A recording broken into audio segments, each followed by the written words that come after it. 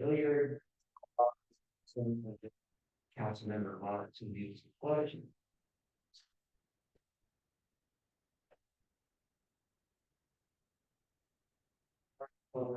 We are grateful to be able to come together in the community this day to be able to discuss the future of our wonderful city.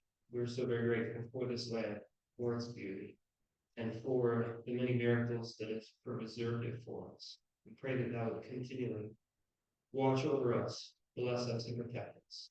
Bless those that protect us also, our fire, our EMS, and our sergeant, that they may all be protected also as they continue to serve each one of us. Pray that thou wilt bless us as we come and go this day from this meeting and say these things in the name of thy Son, Jesus Christ. Amen. Everybody will stand up. And look at me. Oh, you know, she's around.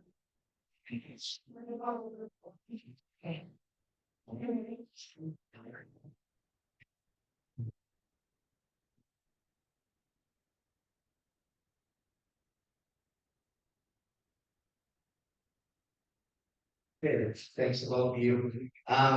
So I know that probably most of you are here to hear the rollout of some of the community planning. So we got a little bit of agenda since maybe you saw, but we'll try to keep it brief and try to focus our attention on what I expect more of you to hear. I did want to give you kind of a brief overview concerning city matters. So a topic that I expect many of you know something about, might be here to hear an update on is Three Bridges development. It's been a volatile topic, but there really isn't a whole lot new to report. We've met with the developer on a few occasions just to assess sort of the feasibility, in particular with regard to the mailboxes and some proposed layouts that they have at least sort of preliminarily designed. But there's been no decisions made as to how to proceed, and it will be something that will have whole community input once we get to that point. But there's really just nothing to report. So, if anybody has any questions at any point along the way, we hope that you would ask them, because it was your meeting and we want to be something that's responsive to any questions or concerns that you have. The second thing that I just wanted to talk about is just kind of an overview of what our primary efforts have been with respect to the city from an administrative level. And so, as many of you know, if not all of you, Ted Mickelson is our new Public Works Director. And how long have you been with us, Ted? A little over here, 15, 16 years. Okay, Ted, yeah, and Ted has just been a real blessing for the community, and I hope that each of you appreciates that and offers your thanks to him, because since he's come on board, we've actually been able to get some projects across the finish line that have really languished for a long time. One of the notable projects we are working toward and working together as a mayor and council with our public works department is the well project. So there are some upgrades that have been needed, and we have actually got it's a construction project, so projected deadlines are loose, but we actually do have a deadline, or not a deadline, an anticipated completion, and it's in the near future, and it will improve our water supply and make it safer for all of us. And then with the roads, we've got a pavement management plan, and that's a really expensive piece of infrastructure that we have to maintain. We don't have a lot of money, but with Ted here, he has put together a plan that I think will allow us to push it in at least manageable increments. And so we've got efforts in terms of enforcement. Wayne Branson is our code enforcement officer, and the way we approach our enforcement is we consider our ordinances as a set of rules that we've all agreed to live. And so we try not to be heavy-handed. We certainly don't wanna have a police state, but we do have rules that we feel that we are obliged to enforce. And, you know, I would certainly say, as a representative form of government, if there are any ordinances that you feel don't adequately represent where you stand on any particular issue, maybe use the legislative process to get those ordinances changed. I mean, that's the way we get work. But for those that are on the books, Wayne is doing a great job, and I think that he and Sergeant Hudson are trying to balance uh, enforcement with you know, a general, so that it's not something, you know, we try to work with residents to comply. So, I, I don't want to take all the time, but just a couple of other updates, on the legal side of things.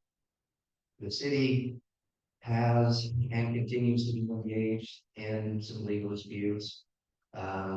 We feel that with respect to the particular proceedings that were in effect when I first came into office, we got those narrowed down. But this is a party that is persistent, to say the least, and we recently received notice of an additional claim that they're trying to file. But I will say that we are in a position now where we can take the offense, take a fight down. And that's our intention to do that, because this is not on long. I think that I'll probably leave it at that unless there are any questions. Jerry? Anything on We- Mountain, Three Bridges or Church? Is that? Yeah, so that's just their property and they have an excavation permit. They're just storing it while they're excavating the land to Salem. So just so that the questions asked about the dirt on the Three Bridges property, but there has not been any other developments concerning what we are going to be doing as concerning our portion of that decision, so. Okay, yeah, will you come up and so we can get those that are listening online and also first the recording. I'm Lynn Bennett, who lives on Vista Circle. And my question is actually about if we're having any discussion about, since we live in a transition, about wildlife and migration. I'm really interested, and I talked to Doral about this before and have been, and this was mentioned last spring, about the two elk herds that migrate through Three Bridges, which is whatever, it's private, whatever to, but I know that Elkridge met with the Central Region DWR, West Alexander, over the summer, and they've been talking about ways to mitigate the development impact. So the two herds that cycle through both, they're working on something, right? And I didn't get savvy because I wasn't in state at that time, but I'm wondering if we're even thinking about doing something like that, because this is something that a partner, Sister City, we share, right? Right. And I'm wanting at least the city to consider that and to think about that as we're thinking about what we can do, because I know we're control with development and ideas. So I know we can't control what other entities do, but we don't have to wait. We can actually be very actively engaged in, you know, preserving what we can. I know it's not pristine, but those two big herds to me are really key. And I'm actually wondering why DWR isn't stepping mandated and stuff. And I'm sure that who knows, at some point there will be maybe a lawsuit about what's happening. But I'd like us to be active and work with Elkridge and other entities where we see those herds seasonally migrating through and whatever. And I know that's a very diverse coalition that's interested in what happens to those herds, because I've been hearing talk through different groups. So I'm just wondering if we're thinking about future development in our town and how we might, living in a transition zone, how we might make it easier for those herds to move through. Just kind of an open thing up there. for me, it's about thinking about the future. I know we can't deal with anybody else, but we as an entity can do, right, we can start thinking about it, and at least having conversations. Yeah, no, that was a great point. Again, that is not something for my part that I have. I mean, I know we've got ordinances that are intended to preserve wildlife borders with respect to fencing and so forth, but it's not been something that has been a collaborative effort with DWR. So I agree with you. That would be something that would be a very worthwhile exercise to pursue. So thank you. And there would be, even the Springville office would be very willing to come. Okay. Yes, and I'm just asking that the council to consider that, a very good look at it. And it's not just us, by the way, we've got other traditional things, animals and Right. whatever. But I'm just thinking about the future and why we chose to. Yeah, no, it's a great one. And one of the things that we even talk about with respect to our fencing ordinances is, you know, there are constitutional principles in place where you are, you know, telling the property owner how he or she can use his or her property. So we've got to balance all that, but I agree with you. It is something that, so since you've already spoken with Doral, maybe Doral and yes, so. I think we all three are okay.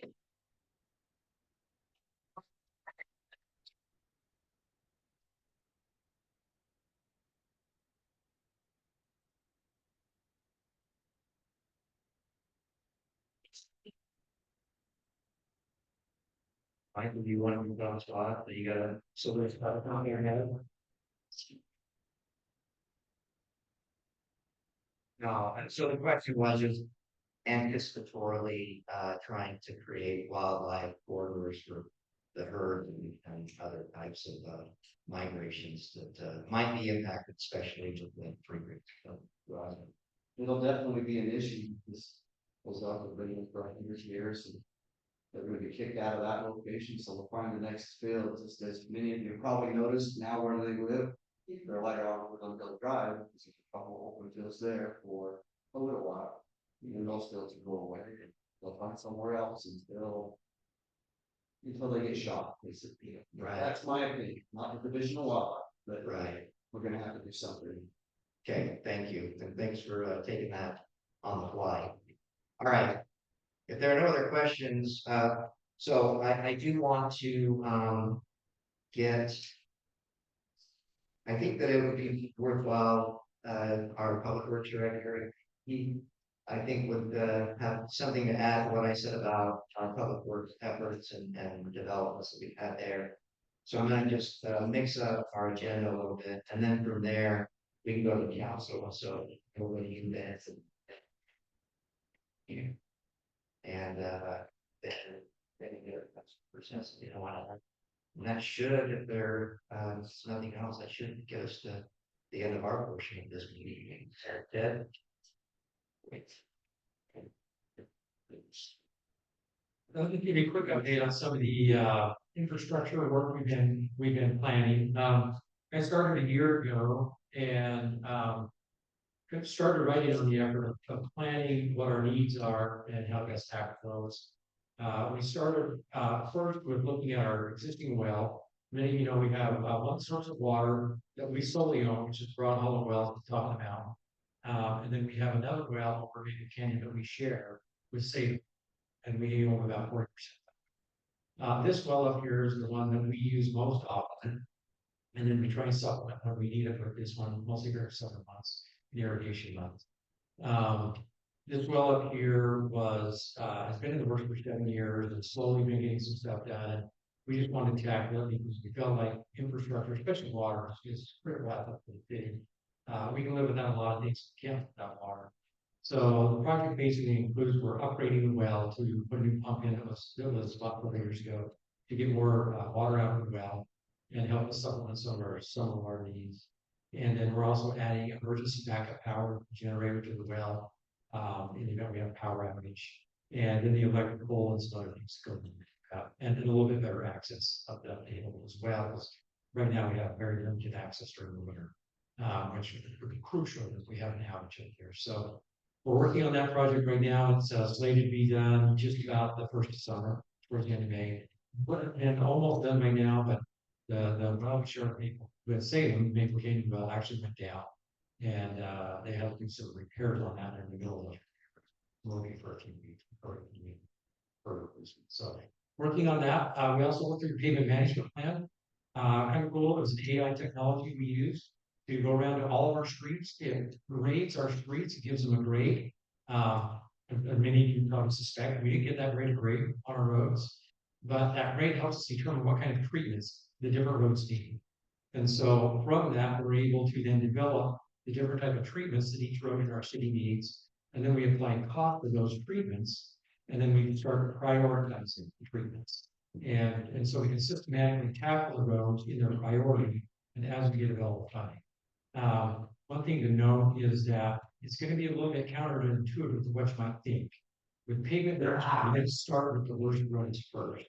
You actually preserve your best roads, so they'll last longer and be less money later, and then come to worse roads later. So we're actually going to be doing our first pavement management project here in about a month. We got about 7 miles of road. We're going to be doing some work on sealing roads. And so a lot of that we go with the water line project, just get those sealed so they'll last a lot longer. Then we can start turning our attention to some other roads. Next year we have another good project plan to do some mill and repave, if you know that. So we're in the throes now of putting or implementing that plan and gonna start looking at some roads. It's going to take several years, as you can imagine, it's multiple dollars. The other plan we've been working on is our water lines in the city. We replaced about 4 miles 3 years ago. We've got about another 8 miles of water line that have exceeded their life. The piping itself has exceeded its life. It's about a 50-year life pipe that's been around for 50 years. So we're looking now at ways to try and fund some of those projects and maybe combine with some of our other projects as well to replace some of those ones. So that's kind of the infrastructure side. We also had a stormwater management plan completed.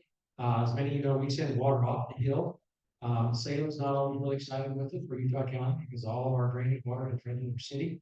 And so we've got to work at better managing our stormwater runoff. And we had a plan completed to help us figure out how to better manage that. We just got that plan done a couple weeks ago, so now we're just going to do that way and see how we can start some actions there. That's kind of what we're working on the infrastructure projects. Any questions on those? Okay, a quick question. Can you, I'm sure. we'll leave this to the. Just for, I'm wondering, we do all our city streets, that all our streets the same material. And I know, for example, chip seal is expensive, but I'm wondering if we've even thought about possibly doing different services on roads that are more heavily traveled. So like I live on a cul-de-sac and I am the furthest one in and I'm not even that far in and that it's developed. And I'm just wondering if less passive streets, we thought maybe one way to move forward and develop and speak about different kinds of road materials that we're putting in. Where I mean, Woodland Hills Drive obviously, right, are heavily.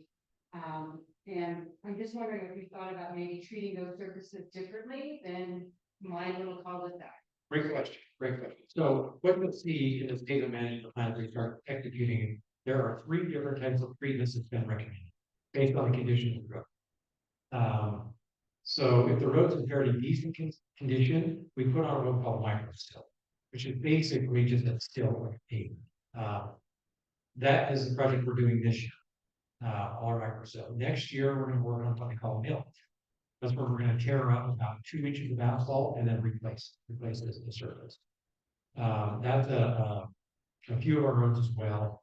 The final type of treatment we'll be doing, which is the most expensive treatment to do, and it's going to take us a little while to get through these, is what they call pulverizer repave. And that's where they pulverize up the existing asphalt, or mix it in with the roadways, recompact it all so you build a new base, and then put asphalt on. So we do have different types of treatments planned based on the conditions of the road and the traffic volume. Great question. Well, so if there's, go ahead. Did you miss what I did? Can you become speaking? Wow. I don't know, we on Facebook. Correct me if I'm wrong, I think you're asking could we have a different standard for different roads? Rather than how we rehabilitate them now? Right, so we do, yeah, so we're doing a different approach, and basically what. This technology that we use, and it's not new technology, it's a standard that's been published by the American Asphalt, AASHTO, state transportation officials. They develop standards based on what you're trying to build those roads, and each of these road, projects we're doing take several things into account. How much the roads travel, the current condition of it, what the substrate might be. So it's looking at all of those things as it's recommending them. So different roads are gonna have different standards based on those conditions. That is. Any other questions on that? So let me just take 1 second and give you an update. For those of you who may not know, I'm also in the fire and industry. We have, starting May 19th this year, we are beginning chipper days. So it's a great, service that we get helped out with from the county.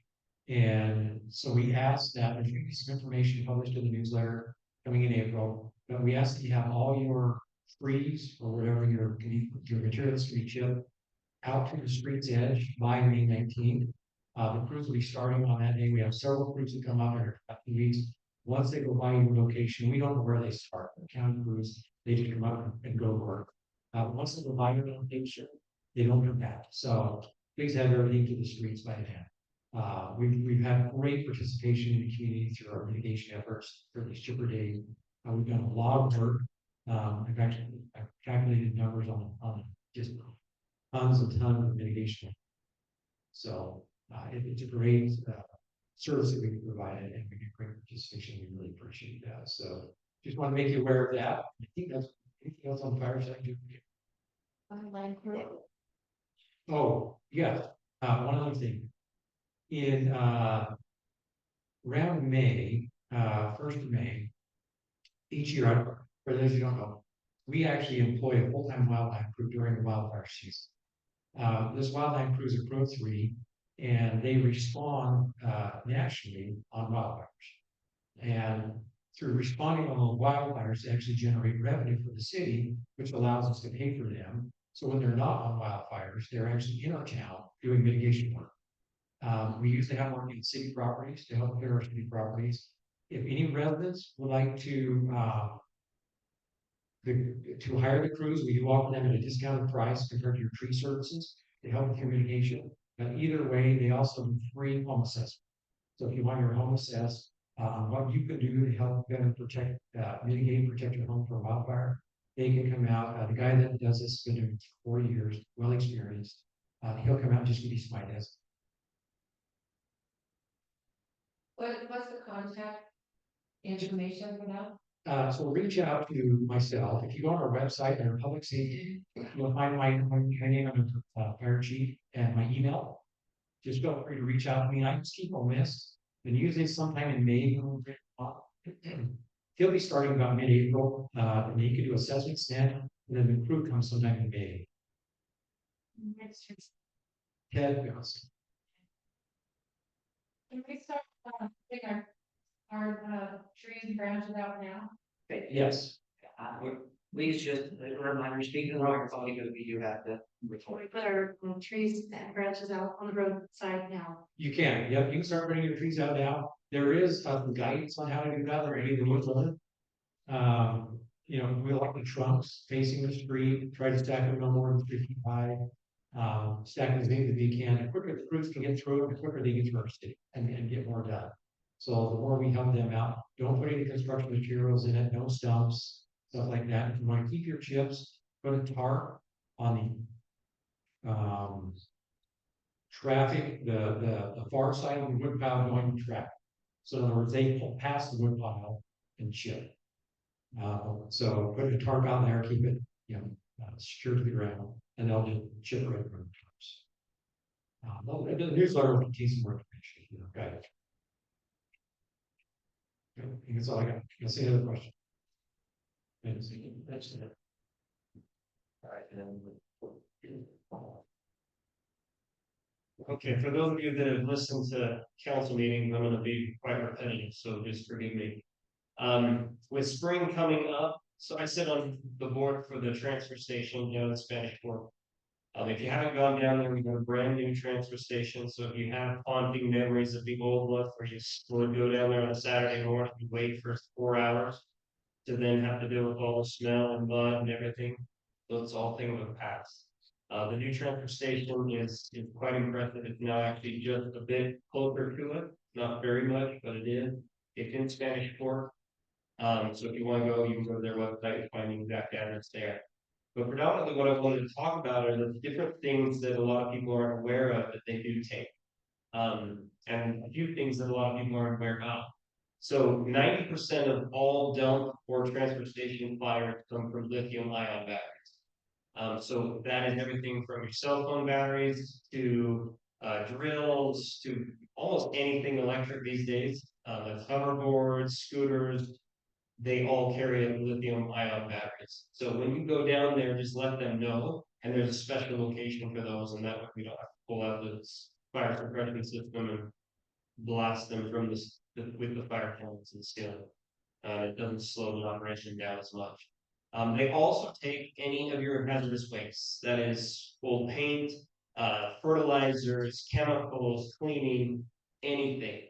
Now that does have a quantity limit, and this gets a little bit confusing, so I hope I articulate this correctly. You can take anything in a 5-gallon bucket, so those big paint buckets, or smaller. Now that does not mean how many you can take.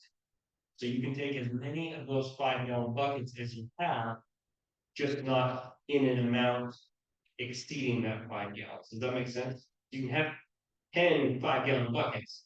You just can't have one 10-gallon bucket. Does that make sense? And that will include any of your liquids, any of your, old motor oil, anything. And just let them know as they pull into the facility, you're gonna be weighed, you'll go in, tell them to have those types of things, and they'll take them off to the side. They'll also take mattresses, they'll take old fridges, let them know about those too, because they'll pull those off to the side and pull the antifreeze out. So that we're not throwing antifreeze into the dump. Old TVs, monitors, anything like that. They're there to help, and there's actually kind of grants that help facilitate taking all of that hazardous material. So there may be a slight charge on those types of things, but nothing too egregious. So any questions on the spring cleanup side of things? All right. Thank you. Yes, tires, they'll also take tires. And there, if you can get them off the rims, that's better. That's not necessary. They can take the rims off. And there is a price scale for those. There's kind of your normal tire for cars, vehicles, trucks. And then they've got larger tires, and then they've got extra large tires. And there is a price for each of those different sizes, because we do have to pay Liberty Tire to then take those from us, which doesn't make sense because then they mill them up and sell back to us. So we're not sure what the whole system is, but it is what it is. Any other questions? Yes, Sherry. If memory serves me correctly, can we rent a dumpster from them and like $50, which I think what was kicked around? I'm not 100% sure on the price, but yes. So if for any reason you guys are doing massive cleanup and you want one of those big construction roll-off that can come and park in your garage, they're going to be the cheapest option out there. It is a service we are allowed to offer. We are not allowed to advertise due to competing with commercial, but it is a service that they do offer, and it is a great deal. So, and they'll tell you all the pricing. Is their address on the city's website so we know where to go? I believe it may or may not. It is on their website though. And if you also just Google Spanish Fork transportation, it'll pop right. Spanish Fork. They used to be in Springville, now it's in Spanish Fork. Perfect. Thank you guys. Thanks.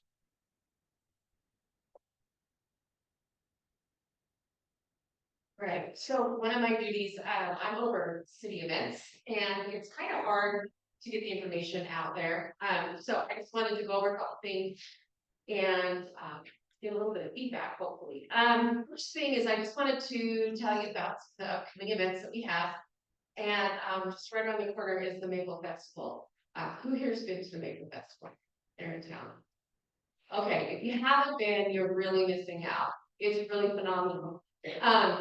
We have vendors, really cool things, lots of Maple Alliance, super long for the Maple. It's really good. There's some education things that go on. And, the people that have been working on it have been working on it for months and months since the fall, right? Yeah, setting lines and everything. If you see those lines around town and the blue barrels, that's harvesting the maple from our trees. One of the things that we really need all the time is volunteers, and so Amanda has a sign-up list. If you want to start here at the front, and we can send it around during the rest of the meeting. What kinds of things would your volunteers be doing? Come up to the microphone, tell everybody, give them the self pitch so they'll sign up and help you. Sorry, I have a bit cold.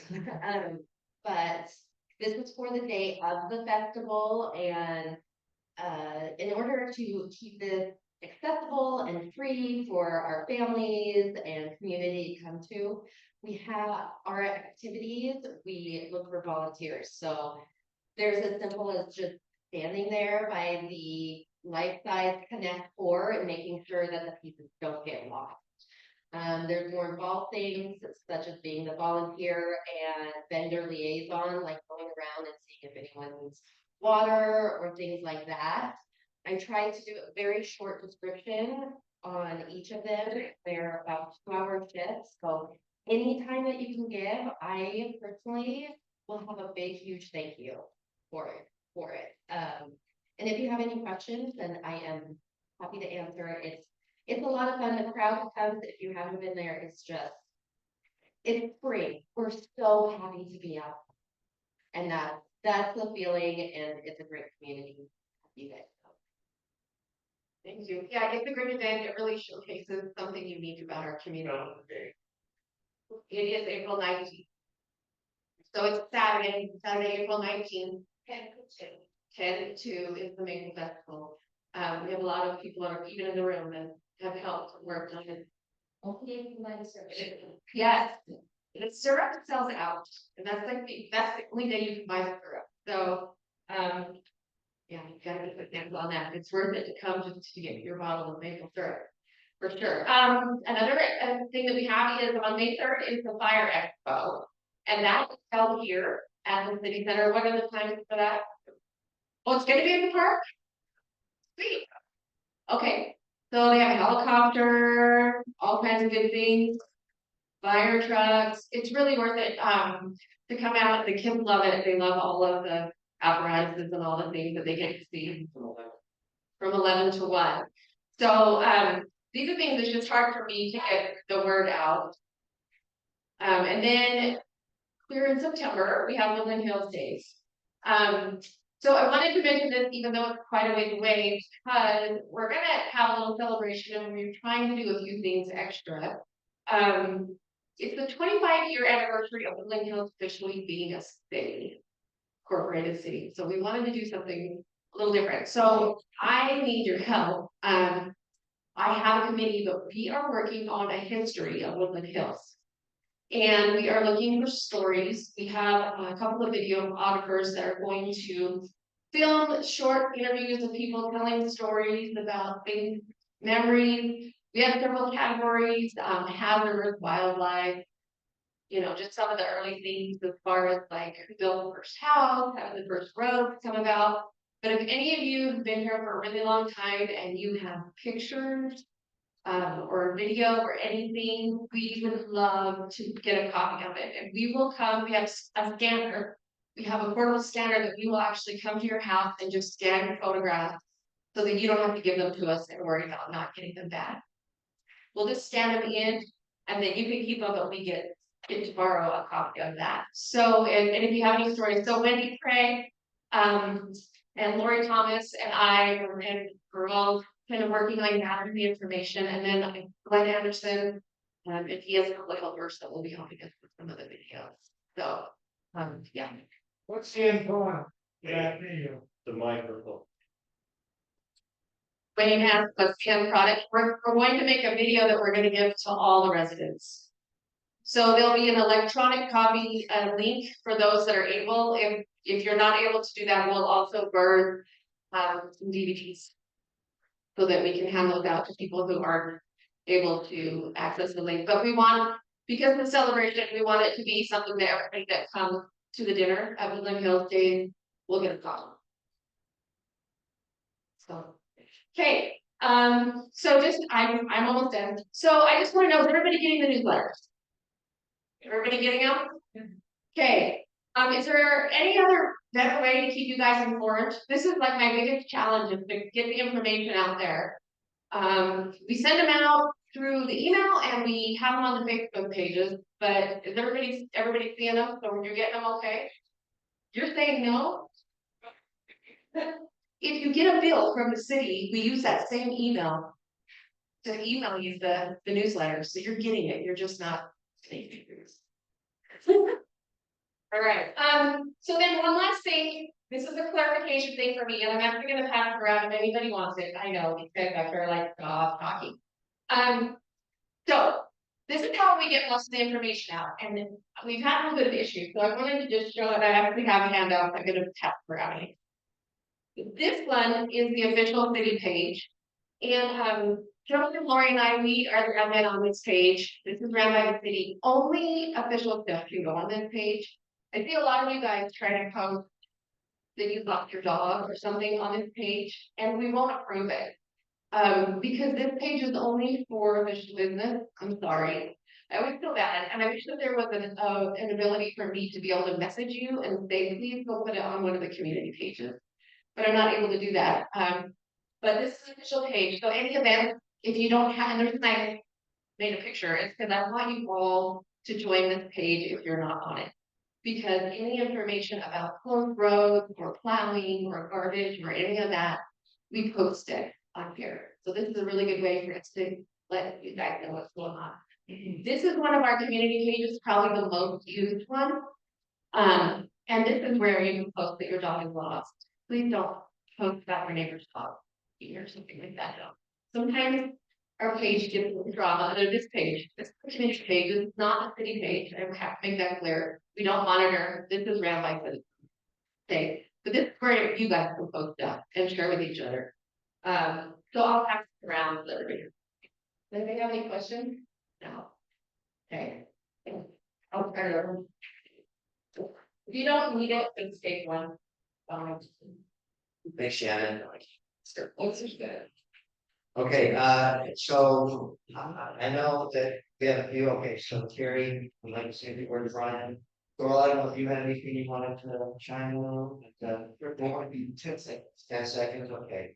So we'll just work to the council on that. Sharon has an update with respect to what we hope will be an improvement to the park. And Kirsten is here, so maybe at the end of Sherry's marks, I'll just have you come up, kind of give an overview, and then we'll adjourn the formal city council meeting, and then the open house again, or again for Friday.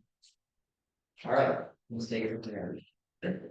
Some of that is what I was gonna say, so carrying on, woman, I am the liaison for the community development. A lot of you might have seen in the survey, and I just wanted to say thank you for taking that survey. And that we do have, for those of you who didn't, it's okay, you can still stay, we're gonna reconfigure this room a little bit with some tables, and we want you to stay, you know, into our hands-on activities for the vision. But the two-part thing that we did that survey to get some information for the general plan, we also want to do a visioning exercise where you're going to actually have little tokens that you're going to put around on the map. And so please stay for that after this meeting. We really appreciate your input and how we're looking at that growth. We've talked a little bit, Lynn talked a little bit about growth and maybe some migration patterns. There's other things that we need to consider. And we have encroachment from other cities coming on, but we can only do what we can do in our city boundaries. And so please stay for that, and you'll get some more instructions on what to do. I need you to help us move some chairs around some tables. But that will come up, and thank you for all that you do in our city. We know that you volunteer in a lot of different ways, and we might not see it. We also appreciate when you call us and let us know some of your concerns or even some of the good things that happen. We know where all the potholes are most of the time, and we hand that over to Ted right away. But thank you for being good citizens in our community. Not every community has this kind of cohesiveness, and so thank you for all that you do and the good neighbors that you are in helping take care of each other.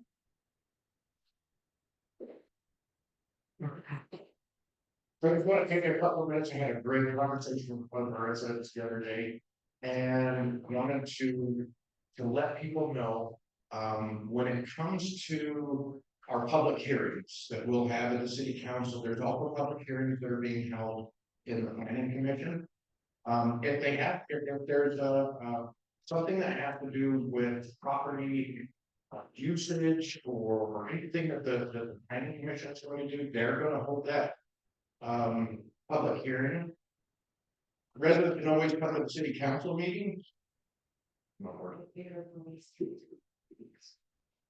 little bit strong, so Sorry. Use my bigger. So you still come to the city council meetings and be heard. There's always a portion where we have resident comment. But if you want to take part in the in land use type of oh, sorry, man.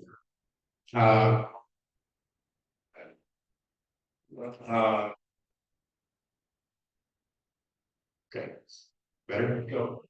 If you want to take part in the land use meetings, that will be at the planning commission. Those are posted on our agendas, so look for those, and they're actually posted. That is a town hall, that it is a public hearing. So please attend those and also attend the city council. The one thing that's changed this year, the only thing that's changed this year when it comes to what the city council does is the city council no longer vote on subdivisions. Thank you. That is now held exclusively duty is held exclusively by the planning commission. So if you have something to do with a subdivision, if you have comments that you want to make on a subdivision, that needs to go to the planning commission. The city council no longer votes on that, but everything else is the city council votes on, and that was the state regulation that changed. I wanted to make sure people were. I have 10 seconds. Hey, is that Big groups, and it's great that you showed up. As I look down at each of you, I've noticed that every one of you are qualified to be on the fire department. This is right in the chair, we need you. So it will bless your eyes, I promise. Next year is my 25th year, and I wouldn't give a day that up compared to my real job. It has been so rewarding. I urge you to consider it. Just talk to Ted. I'm talking to everybody that's in a chair. We need you, and there are things for you to do, and you'll love it. So join the fire department. There's the medical side, there's the fire side, and you'll love either one of them. It's a great service. Anyway, thanks. Thank you. All right, Sharon. For no place. Well, they're all different. Thinking, what can I do for the fire department? Maybe I could wash the truck. you're right? My name is Shirley Gerber, and I am a coach in recreation here in the city, and I just want to thank our city council and residents. And feedback that we've gotten as a committee to move forward with our parks, our trails, and our recreation. Currently, as of about 2 weeks ago, with the approval of the city council, Park Trails and Recreation submitted a proposal for a grant with Utah Outdoor Recreation that would enable us to have 2 pickleball courts, a half basketball court that can also be used for dances, band playing, yoga classes.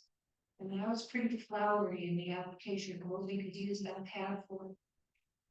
The project will cost about $125,000. We have requested that 80 of that be funded by the grant.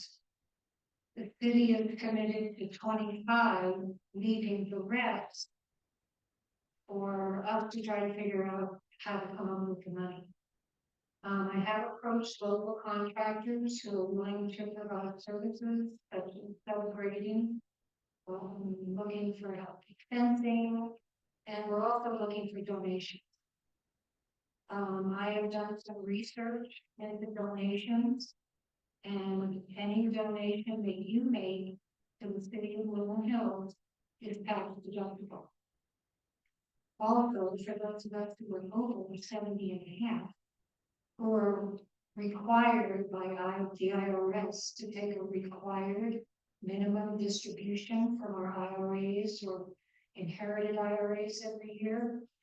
If you just take your required minimum distribution and put it in your bank account, you will be taxed on the money. However, if you have your investment broker write the check directly to the church, you can pay your tithing that way, or to the city of Woodland Hills, and it is not counted taxable to you. In this donation that we're asking for, we are going to pave a trail into the park with pavers with your family's name on it. I think there's roughly 300 families in Woodland Hills. If we could get 100, 150 families to participate in this, we would have, I think the pavers are $50, so we're asking for a minimum donation, if you can, of $150. PTR does not want to ask you for this money tonight because we don't know if we have the grant, and we won't know until about May 15th. So I don't want you to give the city money and then the city have to pay you back. That's a lot of work for everybody. So what I have here are little sign-up sheets asking for your phone number and your family name if you feel like you would be willing to contribute.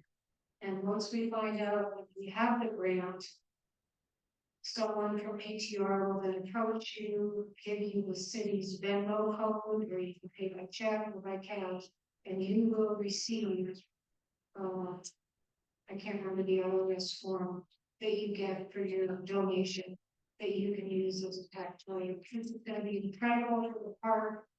2 pickleball courts, half basketball slab adjoining the current pavilion, a paved walkway to the little parking area where the fencing is, so that we will become ADA compliant. We're going to plant wildflowers. It's just going to be a great project, and we need your help. Thank you.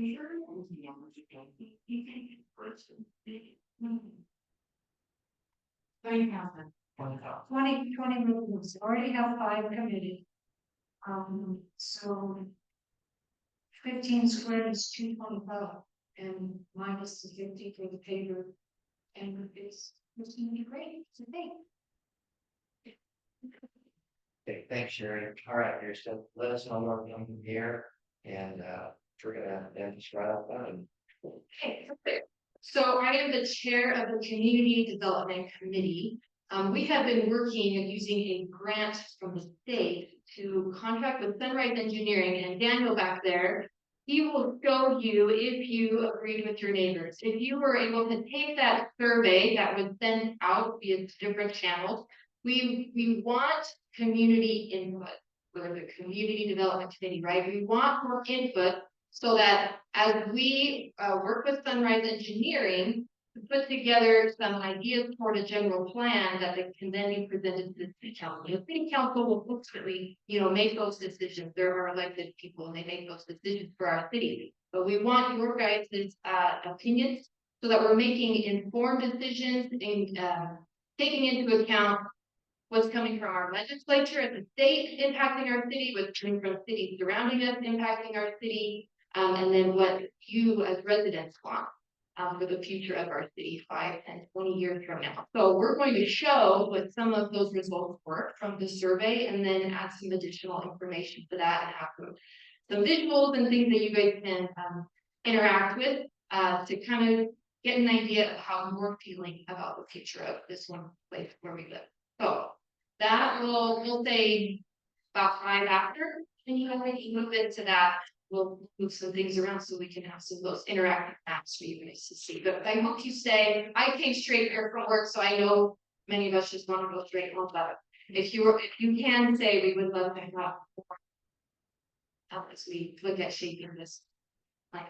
Thank you. And if they can help us move the kids into that. Yeah. Daniel, how far do we want those tables or I guess it's your. Yeah, let's adjourn, so, but, again, thank you to everybody for, coming to this video, the next town hall meeting, so. If we can get a motion to adjourn. Okay, motion by Councilmember Hutchins, second by Councilmember Donovich, you're adjourned, so, yeah.